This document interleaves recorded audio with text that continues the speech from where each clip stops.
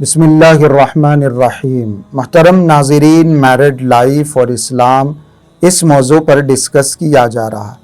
آج کی ویڈیو میں ہم ڈسکس کریں گے کہ شادی کی بارات کا اسلامی تصور کیا ہے۔ کیا اس مروجہ بارات کا جو ہمارے معاشرے میں، ہماری سوسائٹی میں جس طریقے سے بارات جاتی ہے اور جیسی اس کی ضیافت کرنی پڑتی ہے اور جیسے اس کو کھلانا پلانا پڑتا ہے، کیا اسلام نے یہ ہمیں سکھایا یا یہ بھی کوئی زمانے کا رواج ہے؟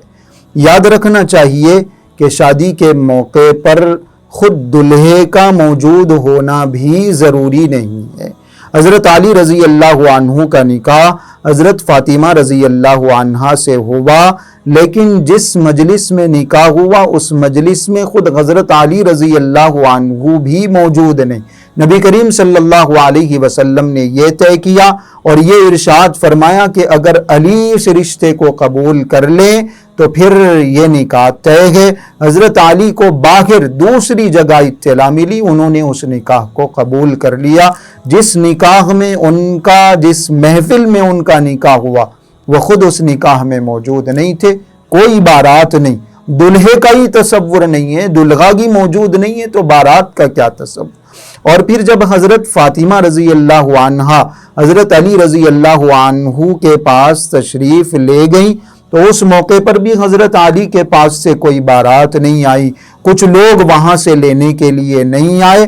آپ علیہ الصلوۃ والسلام نے خود ہی حضرت فاطمہ رضی اللہ عنہا کو حضرت ام ایمن کے ذریعے سے حضرت علی رضی اللہ عنہ کے گھر پر روانہ فرما دیا۔ یہ بالکل آسان طریقہ، یہ بالکل سیدھا سادہ اسلامی طریقہ ہے۔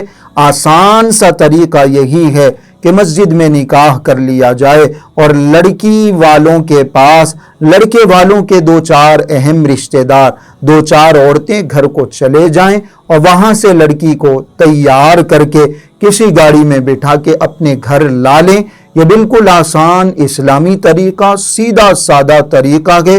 شادی کے دن، نکاح کے دن لڑکی والوں کے پاس ایک بڑی بارات لے کر جانا اور ایک پوری تعداد ان کو بتانا اور پوری ڈشز کا انتظام کروانا اور فنکشن ہال بک کروانا، یہ ساری چیزیں بالکل بھی درست نہیں ہیں، ان کا اسلام سے کوئی تعلق نہیں۔ یہ جو بارات کا ہمارا آج کل کا تصور ہے، اس کا کوئی تصور، اس کا کوئی ذکر کسی حدیث میں، کسی واقعے میں نہیں ملتا۔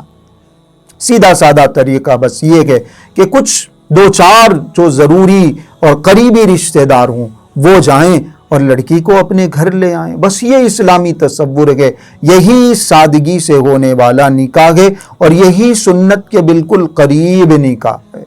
لیکن آج کل ہم دیکھتے ہیں ہمارے معاشرے میں، ہماری سوسائٹی میں بے انتہا خرابیاں اسلامی شادی کے نام پر بھی ہو رہی ہیں کہ بھئی ہمارا مسجد میں تو ہم نے نکاح کر لیا، لیکن پھر فنکشن ہال میں بڑا دھوم دھڑاکا گئے، شور شرابہ گئے اور 500، 1000، 2000، 4000 لوگوں کی دعوت گئے اور لڑکے والوں کی طرف سے پوری ڈیمانڈ گئے کہ ہمارے اتنے لوگ آئیں گے، ہمارے اتنے مہمان ہوں گے اور ایسا قسم اور ایسے قسم کے کھانے ہونے چاہیے، یہ ڈشز ہونی چاہیے، یہ ہے وہ ہے۔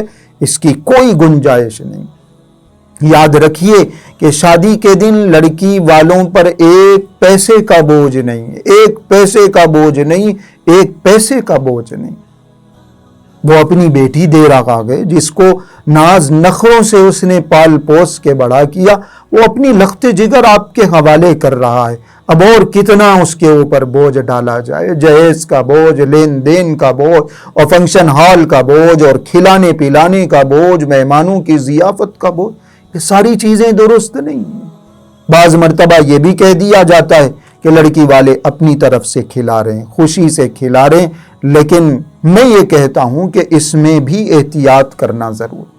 بے شک وہ خوشی سے کھلا رہا ہوگا، لیکن اس کے دل سے پوچھئے کہ بیٹی کی جدائی کا کیا غم ہے، اس کے دل سے پوچھئے کہ آپ کو کھلانے کے لیے اس نے کتنے پاپڑ بیلے ہیں اور کہاں کہاں قرض اس نے پوچھا گے اور کتنا بوجھ اس کے اوپر محسوس ہو رہا ہے کہ اتنا پیسہ مجھے لگانا پڑ رہا ہے۔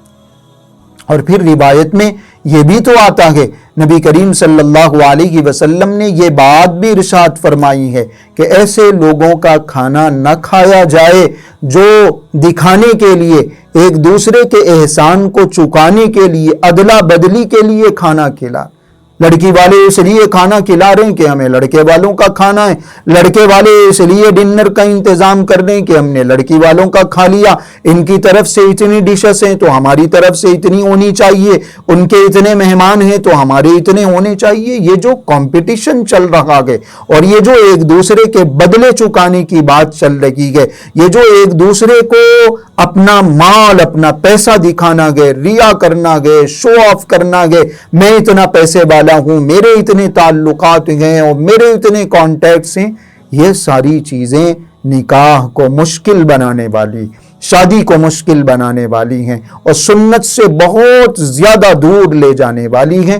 آسان سا طریقہ وہی ہے جو ہم نے بتایا، آپ کو کھلانا ہے، دلہن والوں کو اگر کھلانا ہے اپنے گھر پہ کھلائے، دلہے والوں کو اگر اپنے مہمانوں کو کھلانا ہے اپنے گھر پہ کھلا لے۔ بس یہ دور سے آ رہے ہوں، کسی اور شہر سے ان کا آنا وہ یہ الگ بات ہے، ضیافت کا تو حق ہے، یہ ذمہ داری ہے، لیکن کھلانے پلانے کے نام پر ایسی فضول خرچیاں کرنا، ایسا دکھاوا کرنا، ایسا نمائش کرنا اور اتنا پیسہ صرف کھلانے پلانے کے نام پہ برباد کر دینا، یہ درست نہیں ہے۔ چاہے آپ کے پاس پیسہ موجود ہو، لیکن یہ پیسہ اللہ کا دیا ہوا ہے، یہ اللہ کی دی ہوئی نعمت ہے، اس کے بارے میں پوچھا جائے گا۔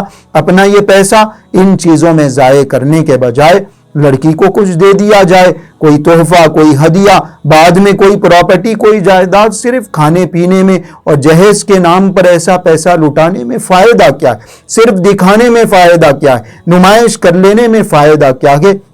یہ ساری چیزیں نقصان دینے والی ہیں، معاشرے کو کھوکھلا کرنے والی ہیں، ہماری بہنوں کو بے حیائی کے راستے پر لے جانے والی ہیں۔ ان سے احتیاط کرنا ضروری ہے۔ شادی کے سلسلے میں جو شریعت کی تعلیم ہے، سنت کی جو تعلیم ہے، ان کو فالو کریں گے، نکاح آسان ہو جائے گا۔